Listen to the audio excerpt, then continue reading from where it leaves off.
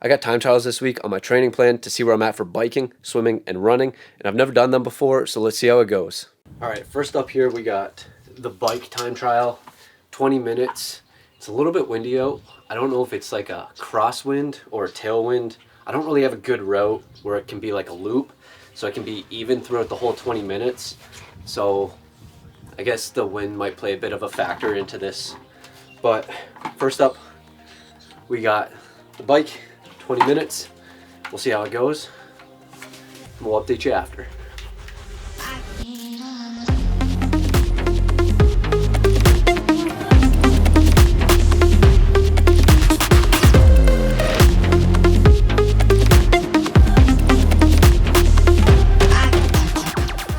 All right, that was my first ever time trial for the bike, so I didn't really know what to expect.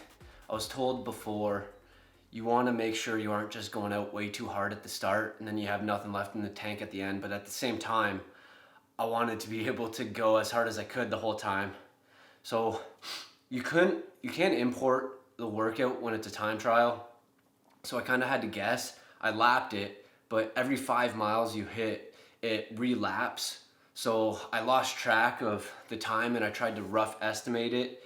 And I think I didn't get the full 20 minutes. I think I got, what is this? I think I'm about 15 seconds shy. So pretty close. I did have a cross tailwind for pretty much the whole way out. So that does influence my actual speed and how fast it actually looks. So it might look a little bit deceiving. I'm gonna have to hop on the computer to actually do the calculations, but rough estimate, I think I'm around 26 miles per hour for that distance, that time, 20 minutes. I got about 8.68 miles, so not too bad. But yeah, I wasn't really sure what to expect, and it was definitely good to have the tail crosswind to make it look better, but at the same time, I can't duplicate that in the future. Say when I do another time trial for 20 minutes, it's not going to be the same conditions where if I had a perfect loop or something like that. So it does look a little bit deceiving with my actual speed. So, I mean, I'm happy with it, but I just don't think that's the true number overall. But I did try and go out as hard as I could. And I'd say I stayed pretty consistent throughout the whole thing, but just wrapped up that ride, just over 21 miles. Not a bad effort, but we're gonna hop on the computer, do a little calculation, see exactly what we averaged over it. But a little disappointed that I was 15 seconds shy. I tried to calculate it properly, but just missed it on a little bit there. But yeah, we'll hop on the computer and see how it goes. All right, I just put all the information in, total distance, total time, and our average speed was 26.35 miles per hour, which I mean I'm happy with, but at the same time, it's a little bit deceiving because of the tailwind. So I feel like this would be a good time to have the power meter so I'd be able to see the actual average power distribution throughout the whole thing, so I'd be able to track it a little bit better since I have the wind at my back. And if I ever do this in the future, it's a little bit tough to replicate it. I don't have that perfect path that I could just do. So I mean, I'm happy with it, but at the same time, it might not be 100%. It's definitely not 100% accurate because I got the tailwind. So that's my average speed. Pretty decent, but at the same time, got the tailwind. So next up, we got a swim time trial test.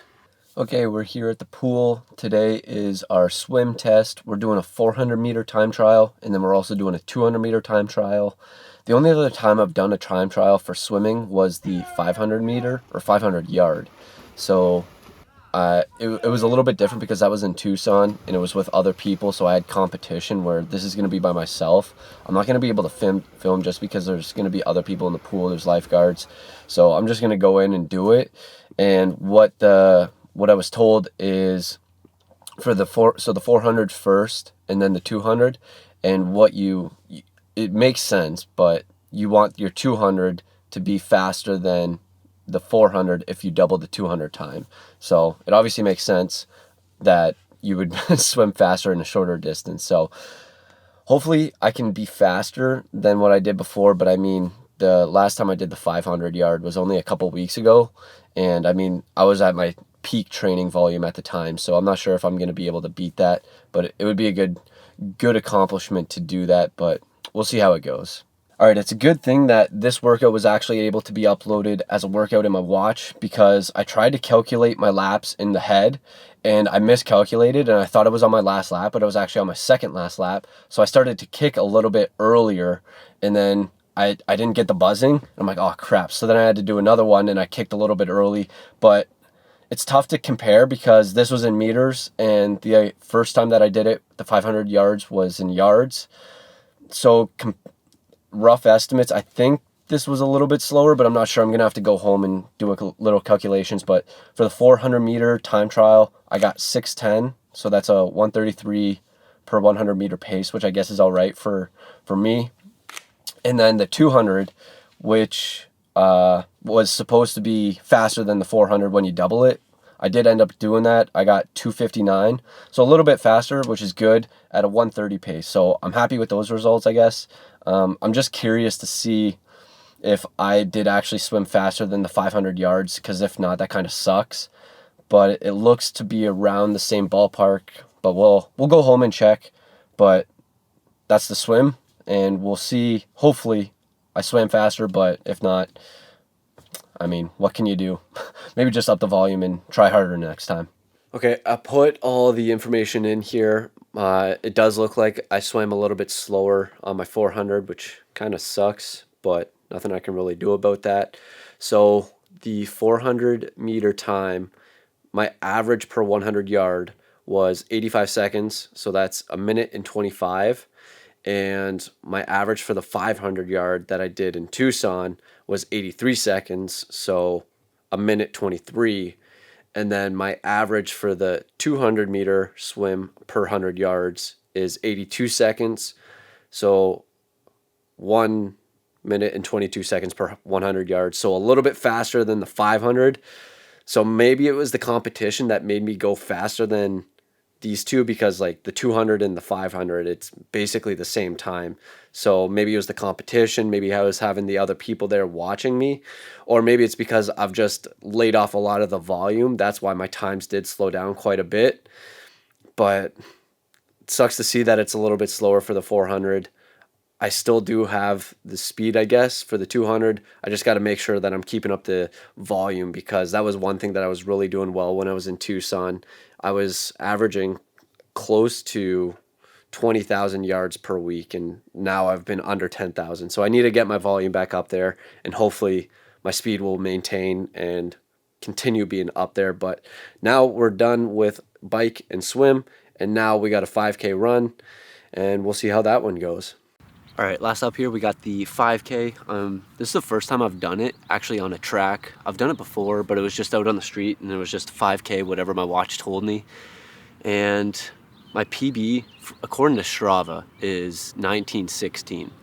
So my main goal is to go sub 20. My second goal is to beat my previous time. And then my third goal is to go sub 19. If I can be in the 18s, I'll be really happy. So this is my first time doing it on the track. We'll see how this one goes.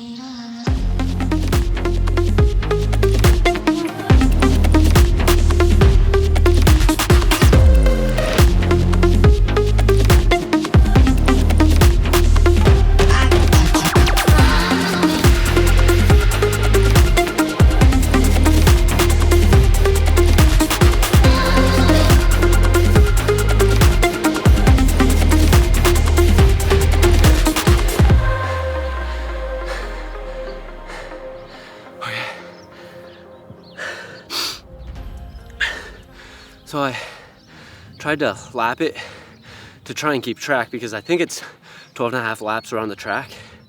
And to mentally keep track of how many laps I was on, I tried to lap it every 2.5, which is 1K. And I think rough estimates, I think I'm below 19, which is great.